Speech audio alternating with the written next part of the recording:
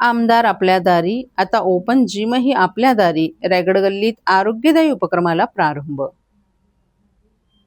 ठाणे शहरातील पाचपाकाडी चंदनवाडी परिसरातील रायगड गल्ली येथील शिवांजली सहकारी गृहनिर्माण संस्थेच्या आवारात आमदार संजय केळकर यांच्या आमदार निधीतून उभारण्यात आलेल्या ओपन जिमचा लोकार्पण सोहळा नुकताच उत्साहात पार पडला. नागरिकांच्या आरोग्याचा विचार करून परिसरातच व्यायामाची सुविधा उपलब्ध व्हावी या उद्देशानं हा उपक्रम राबवण्यात आला आहे. शहराचा विकास जितका महत्त्वाचा तितकंच नागरिकांचं आरोग्यही सुदृढ राहिलं पाहिजे या संकल्पनेतून जनसेवक आमदार संजय केळकर यांच्या आमदार आपल्या दारी उपक्रमानंतर आता ओपन जिम आपल्या दारी ही संकल्पना प्रत्यक्षात उतरली आहे. यावेळी भाजपचे ज्येष्ठ नगरसेवक नारायण पवार, नगरसेविका काजल गुनिजन, माधुरी मेटांगे, प्रदेश शेडगे, किशोर गुनिजन तसंच शिवांजली सहकारी गृहनिर्माण संस्थेचे पदाधिकारी आणि परिसरातील अनेक रहिवासी मोठ्या संख्येने उपस्थित होते. रायगड गल्ली परिसरात आधुनिक व्यायाम सुविधा उपलब्ध झाल्याने नागरिकांनी समाधान व्यक्त केलं असून या ओपन जिमचा लाभ सर्व वयोगटातील नागरिकांना होणार असल्याचं मतही उपस्थितांनी व्यक्त केले. गुरुजन जे आहेत ना ते फार एक्सप्रेस गाडी आहे, थांबतच नाही, ब्रेकच नाही गाडी. त्याच्यामुळे पुढचं कामाचं पण बुकिंग त्यांनी माझ्या लगेच करून.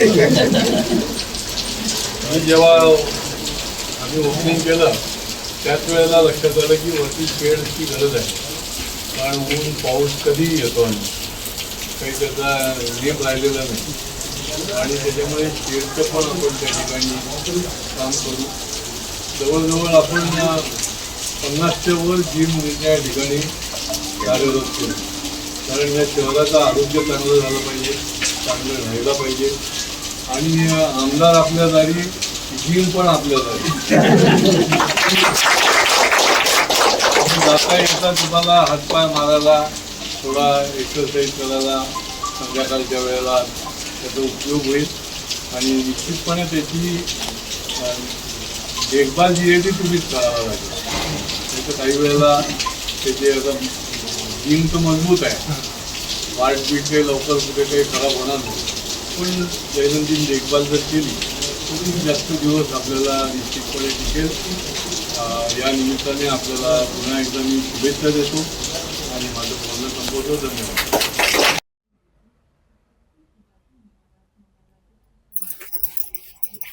उपमुख्यमंत्री एकनाथ शिंदे आणि आमदार जितेंद्र आव्हाड एकाच मंचावर. कधीही विकास कामात राजकारण आणलं नाही.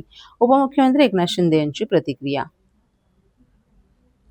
कळवा येथील यशवंतरामा साळवी तरण तलाव पुनर्विकास आणि बहुउद्देशीय क्रीडा संकुलाचं भूमिपूजन पार पडलं असून यावेळी बोलताना उपमुख्यमंत्री एकनाथ शिंदे यांनी नगरविकास मंत्री असताना विरोधी पक्षाचे आमदार जितेंद्र आव्हाड यांच्या मतदारसंघातील कामांच्या फाईल्सवर मध्यरात्री 2:30 वाजताही सह्या केल्याचं सांगत कधीही विकास कामात राजकारण आणलं नसल्याचं सांगितलं. कळव्यात उभारले जाणारे आंतरराष्ट्रीय दर्जाचं क्रीडा संकुल संपूर्ण ठाणे जिल्ह्यासाठी महत्त्वाचं ठरेल आणि येथून राष्ट्रीय आंतरराष्ट्रीय स्तरावरील खेळाडू घडतील असा विश्वासही त्यांनी व्यक्त केला. यावेळी आमदार जितेंद्र आव्हाड यांनीही शिंदे यांच्या सहकार्याचं कौतुक करत मतदारसंघाच्या निधीसाठी त्यांचं सहकार्य नेहमीच लाभल्याचं सांगितलं. या कार्यक्रमात विधान परिषदेचे उपसभापती सचिन आहेर यांच्यासह इतरही मान्यवर उपस्थित होते. सुभाषनगर गांधीनगर येथील झोपडपट्टी पुनर्वसन योजना रखडवणाऱ्या विकासकाला नळपाडा येथील 1500 घरांच्या पुनर्वसनाचा प्रकल्प देण्याची प्रक्रिया SRAनं सुरू केली. या विरोधात स्थानिक रहिवाशांनी राष्ट्रवादी काँग्रेस शरद पवार पक्षाचे राष्ट्रीय सरचिटणीस डॉक्टर जितेंद्र आव्हाड यांच्याकडे दाद मागितली होती. त्यानुसार डॉक्टर जितेंद्र आव्हाड, जिल्हाध्यक्ष मनोज प्रधान आणि राष्ट्रवादी युवक काँग्रेसचे शरद पवार पक्षाचे प्रदेश सरचिटणीस उमेश अग्रवाल यांनी रहिवाशांसह SRA कार्यालयावर धडक दिली. यावेळी डॉक्टर जितेंद्र आव्हाड यांनी संबंधित अधिकाऱ्यांना चांगलंच फैलावर घेतलं. यावेळी या प्रकल्पात विकासक बदलण्याची कार्यवाही करण्यात येईल असं अधिकाऱ्यांनी स्पष्ट केलं. नळपाडा येथील 1500 घरांचा पुनर्विकास करण्याची प्रक्रिया सुरू करण्यात आली आहे. त्यासाठी SRA अधिकाऱ्यांनी रिट्स प्रॉपर्टी इंडिया या विकासकाला पुढे केले. ही कंपनी महाकाली बिल्डर्सचाच भाग आहे. या कंपनीला याआधी गांधीनगरमधील 2200 झोपडीधारकांनी सहमतीपत्र दिलं होतं. त्यानंतर 400 घरं पाडण्यात आली, मात्र त्यांना अद्याप भाडं अदा करण्यात आलं नाही. तसंच सुभाषनगर येथील एसआरए प्रकल्प 15 वर्ष रखडलाय. आता गांधीनगर येथील उर्वरित 1800 झोपडीधारकांनी घरं रिकामी करण्यास नकार दिलाय.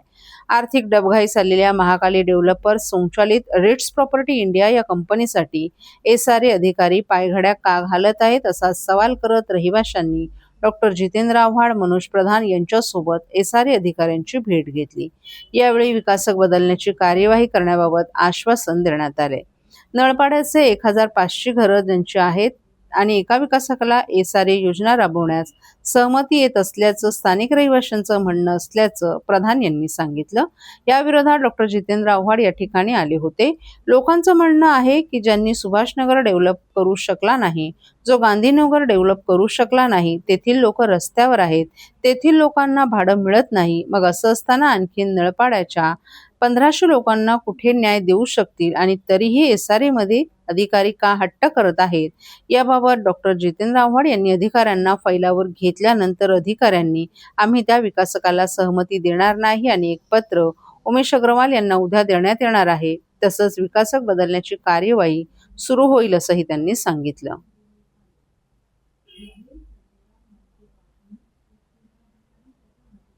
भेट दिलेली आहे. स्वतः आव्हाड साहेब होते. काय नेमकी चर्चा झाली अधिकाऱ्यांसोबत? असं आहे की तुम्ही माहोल बघताय, नळपाड्याचे 1500 घरं त्याच्यात आहेत आणि एक विकासकाला एसआरए LOI देतोय अशी चर्चा होती. त्याच्या विरोधात आव्हाड साहेब या ठिकाणी आले. लोकांचं म्हणणं असं आहे की ज्यांनी सुभाषनगर डेव्हलप करू नाही शकला, जो गांधीनगर डेव्हलप करू नाही शकला, तिथली लोक रस्त्यावर आहेत, तिथल्या लोकांना भाडं मिळत नाहीये. मग असं असताना आणखी नळपाड्याच्या 1500 लोकांना कुठे तो न्याय देऊ शकतो? आणि तरीही एसआरएचे अधिकारी हट्ट बांधून होते की त्याला कुठेतरी LOI मिळावा, म्हणून आव्हाड साहेब इकडे आलेले. आव्हाड साहेबांच्या याला मान देऊन अधिकाऱ्यांनी सांगितले की आम्ही काय LOI देणार नाही आणि एक पत्र उमेश अग्रवाल यांना उद्या देण्यात येईल. जी आज या ठिकाणी एका चालू दिवशी लोक आली त्याचं खरंच चीज झालं, कारण का आव्हाड साहेब इकडे आले आणि कुठेतरी 13-2ची कारवाई सुरू होईल असं वाटतंय. 13-2 काय, विकासक बदलण्याची कारवाई सुरू होईल असं दिसतंय. दादा, दात घासताय ना, मग पाणी का वाया घालवताय? ताई, भांडी घासा नाहीतर फोन पहा, पण नळ का चालू ठेवलाय? अंघोळ झाली ना करून, मग शॉवर चालूच. कपडे धुताय पण पाणी वाया जातंय, त्याचं काय? गाडी अशी धुताय आणि उद्या पाणी कायमचं संपलं तर? पाण्यासाठी किती जणांची वणवण होते. कित्येक कुटुंबांना तर पाणी मिळतही नाहीये. पाणी बोलत नाही, पण आपण त्याची किंमत जाणली पाहिजे. पाण्याचा अपव्यय टाळा, परिस्थिती भीषण होऊ शकते. प्रत्येक थेंब जपा, पाणी वाचवा. पाणी ही निसर्गाची देणगी आहे. पाणी निर्माण करता येत नाही. पाण्याची बचत हीच पाण्याची निर्मिती. ठाणे महानगरपालिकेतर्फे जनहितार्थ जारी.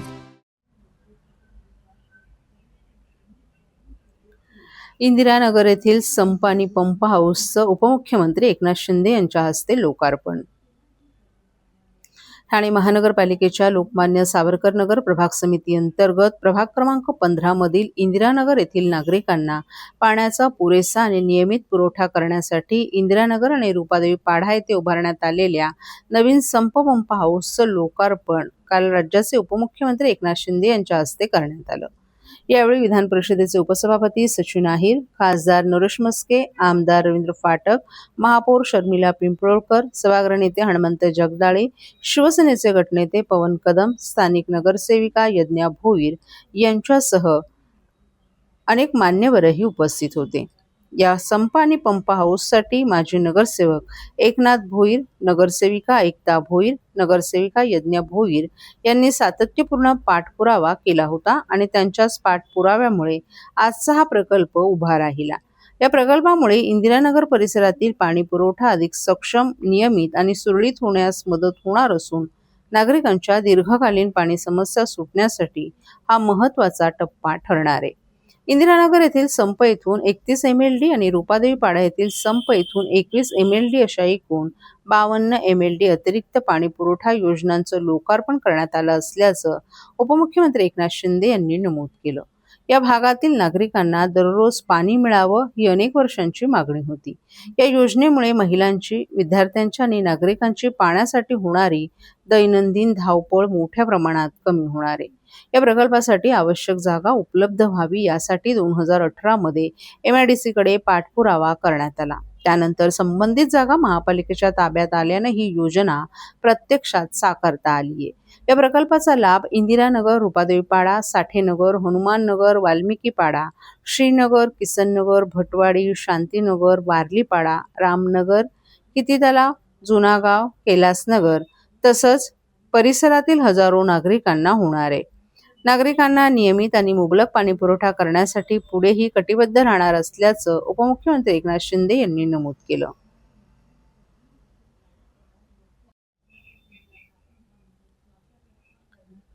ठाणे शहरातील सर्वाधिक वर्दळीच्या आणि वाहतूक कोंडीसाठी ओळखल्या जाणाऱ्या 3 हात नाका चौकाच्या वाहतूक कोंडी मुक्तीसाठी महत्वाकांक्षी 3 हात नाका सुधारणा प्रकल्पाचं भूमिपूजन रविवारी उपमुख्यमंत्री एकनाथ शिंदे यांच्या हस्ते करण्यात आलं.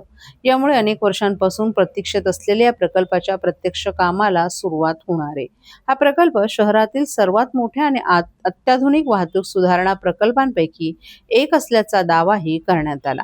ठाणे महानगरपालिका क्षेत्रातील विविध विकास कामांचं उद्घाटन, लोकार्पण आणि भूमिपूजन उपमुख्यमंत्री एकनाथ शिंदे यांच्या हस्ते उत्साहात पार पडलं. यामध्ये इंदिरानगर, रुपादेवीपाडा, जलपुरवठा प्रकल्प, विविध रस्ते आणि पायाभूत सुविधा तसंच यशवंतरामा साळवी आंतरराष्ट्रीय तरण तलाव आणि क्रीडा संकुलाच्या भूमिपूजनाचाही समावेश होता. मुख्यमंत्री असताना मंजूर केलेला हा सुमारे 200 कोटींचा महत्वाकांक्षी प्रकल्प आता प्रत्यक्षात साकार होतोय.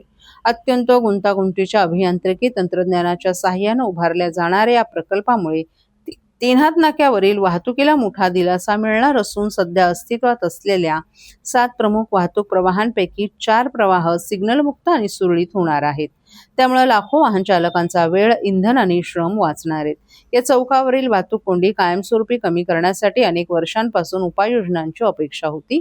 मात्र अशक्यप्राय वाटणाऱ्या या प्रकल्पाला मंजुरी मिळाली असून आता त्याची प्रत्यक्ष अंमलबजावणी सुरू झाली. पुढील 1.5 वर्षात हा प्रकल्प पूर्ण करण्याचं उद्दिष्ट ठेवण्यात आलं असल्याचं एकनाथ शिंदे यांनी सांगितलं.